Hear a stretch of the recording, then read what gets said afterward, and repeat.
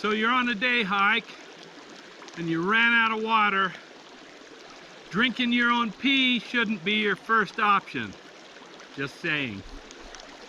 All right, let's talk about water filters for just a second. Now, this is specifically survival water filters for a day hike. If you wouldn't want to rely on this to be your sole source of water filtration for a long-term scenario, you wouldn't even want to rely on these things for, you know, your camp water.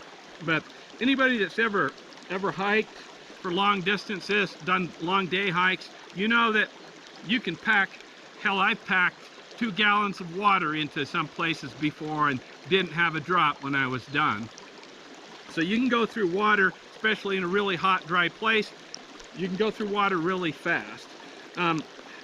Now, I'm up in northern Spain, in the mountains, and quite frankly, in a survival situation, yeah, I'd have no problem sticking my face in here and taking a drink. Not a big deal. This is coming down out of the mountains, melted snow, ice cold. This stuff's premium, but it's a good spot to just stop and give you a little demonstration of the two types of day hike survival water filters that I like to carry around. So one of them is this. I'm not selling these. I'm not promoting these. I am not sponsored by these companies. Just saying, this is what I use. So I always lug a life straw around. These things weigh nothing. I mean, you don't even know that they're there. Just toss one in. I have one, like stick one in most of my backpacks and forget about them.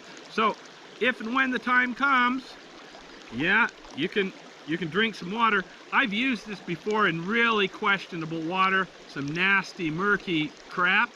Of course, when I got down out of the mountains, I threw it away. I don't like to reuse that if you use it with nasty water. They say you can use it over and over again.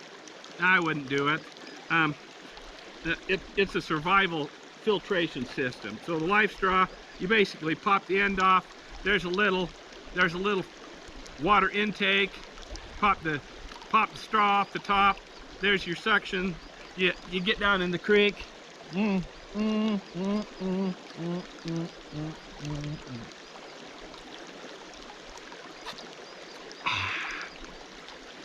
have to, now initially you have to suck pretty hard to get the water through these things, but and quite frankly, it's a lot of work to get enough water in through one of these to quench your thirst. But it's either that or die of thirst, or drink your own pee and then die of thirst.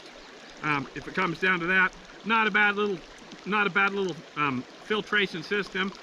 That said, there are some that are more convenient to drink from. This is one of them. I forgot the name of it. Let's see here. Sawyer. So Sawyer, again, not promoting it, not selling it, not sponsored by it. So Sawyer, same kind of concept, except you forego the pleasure of leaning down into the creek to slurp up the water, like this guy. You scoop up water in the bag. You know what? I haven't used this yet. I'm not going to use it. I'm just going to tell you how you do it. Scoop up water, fill your bag. Put your filter on the top.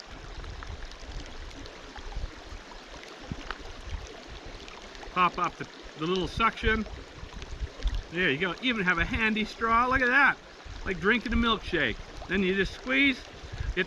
This one's, I like this one a little bit better than the life straw because you can use the force of squeezing the water to get the water through the filter instead of having to suck it through.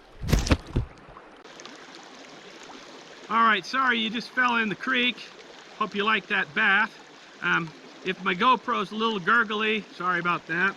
Anyway, so of these two, I prefer this one, this type, just because this one you have to get down on the ground, suck that baby hard to get water. This, you know, you can scoop it up, and you can squeeze the bag to force the water through the filter, so you don't have to rely on sucking alone.